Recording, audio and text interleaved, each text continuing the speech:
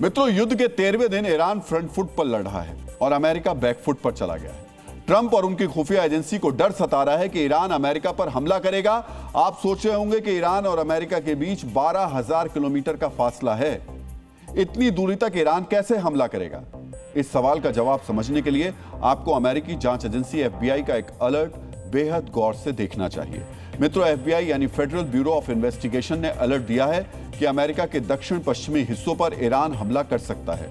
इस अलर्ट में बताया गया है ये हमले अमेरिका के कैलिफोर्निया और उसके नजदीकी इलाकों में हो सकते हैं।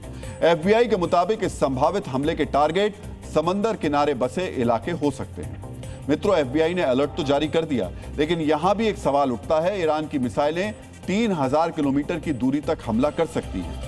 ईरान के शाहिद 136 जैसे अटैक ड्रोन्स 4,000 किलोमीटर का फासला ही तय कर सकते हैं। तो फिर 12,000 किलोमीटर दूर हमला करने के लिए ईरान कौन सा हथियार इस्तेमाल करेगा? मित्रों, अब हम आपको ईरान के एक खास हथियार की जानकारी देने जा रहे हैं।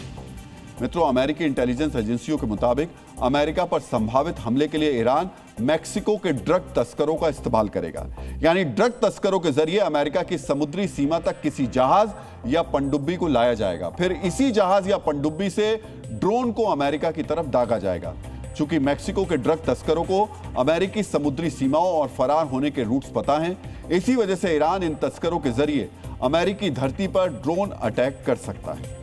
मित्रों, मेक्सिको के ड्रग तस्करों के ईरान से कितने गहरे संबंध हैं, इसका खुलासा भी हम आपके सामने करेंगे। लेकिन उससे पहले आपको यह जानना चाहिए ये तस्कर अमेरिका के लिए कितने खतरनाक साबित हो चुके हैं। मित्रों, आपको याद होगा कि पिछले ही साल सितंबर के महीने में अमेरिकी सुरक्षा बलों पर हमले के लिए मेक्सिको के तस्करों ने विस्फोटकों से भरे ड्रोन दागे थे।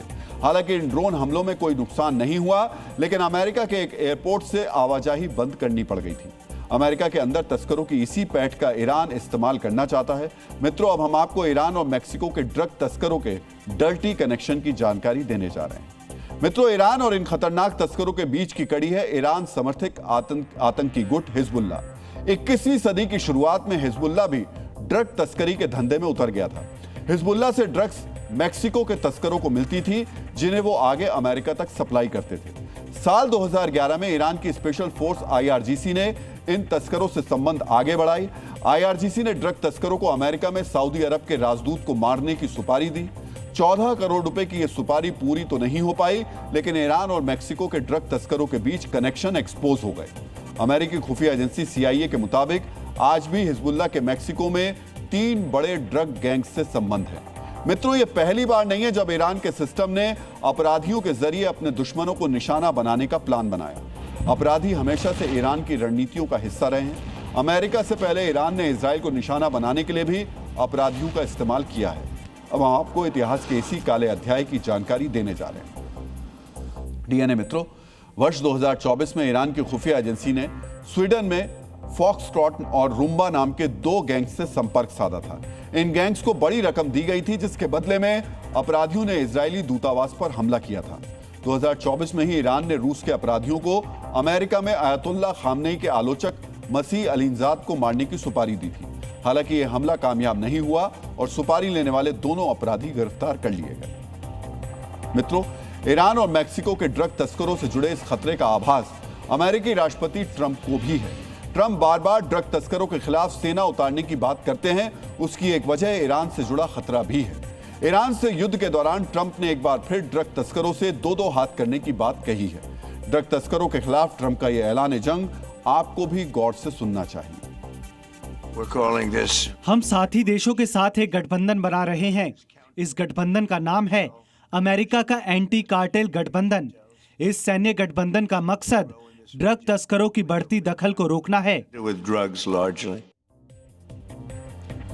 मित्रों, मेक्सिको से लेकर कोलंबिया और वेनेजुएला में मौजूद ड्रग तस्कर कुछ हिस्सों में समानांतर सरकार चलाते हैं।